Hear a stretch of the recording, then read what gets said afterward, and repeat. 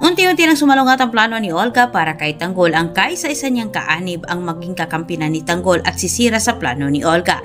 Samantala, humingi ng depensa itong si Mayor kay Tanggol matapos niyang napagtanto na mali siya sa kanyang panghuhusga kay Tanggol at nagpapasalamat naman ng lubos itong si Tanggol kay Mayor.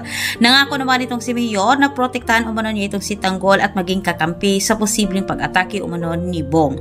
Ngunit parang nararamdaman na nga ni Mayor na may masamang mangyari sa kanya at hindi na niya kayang protektahan itong si Bubbles. Kaya pag-isip-isip ni Mayor na kailangan niyang ipaghabilin kay Tanggol ang totoong pagkatao ni Bubbles. Sa pagkagatang dilim ni Yaya ni Mayor itong si Tanggol na sila'y mag-usap umano dahil may mahalagang sasabihin umano siya kay Tanggol. At sa kanila pag-uusap, hindi naman nagpaligoy-ligoy itong si Mayor. Agad niyang tinanong itong si Tanggol kung pagkakatiwalaan ba umano niya ito. Syempre si Tanggol nagtataka din. Sinabi naman ni Tanggol na kung ano man ang mahalagang sasabihin ni Mayor sa kanya ay makakaasa umano ito na walang ibang makakaalam kundi siya lang.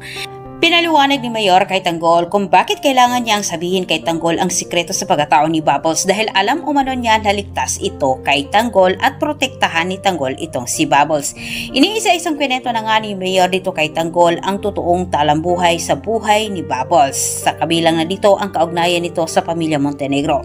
Dagdag pang pakiusap ni Mayor kay Tanggol na protektahan umano nito si Bubbles laban kay Don Julio at higit sa lahat hindi umano dapat malaman ni Bubbles ang totoong pagkatao nito dahil lalong malagay umano sa kumunoy ang buhay ni Bubbles. At samantala sa kabilang banda, sinimula na nga ni Senyora Bettina Caballero ang paghahanap dito kay Don Julio. Nagpakalat siya ng mga tauhan sa Quiapo para mag-imbestiga umano na makakuha sila ng impormasyon kung saan umano nila matatagpuan ang dati niyang asawa dahil kailangan umano niyang makita ang kanyang anak na itong si Ramon. At dito po nagtatapos ang ating advance. Huwag niyong kalimutan mag-subscribe para sa ating maraming karagdagang update kung ikaw ay bago pa lang dito sa aking channel.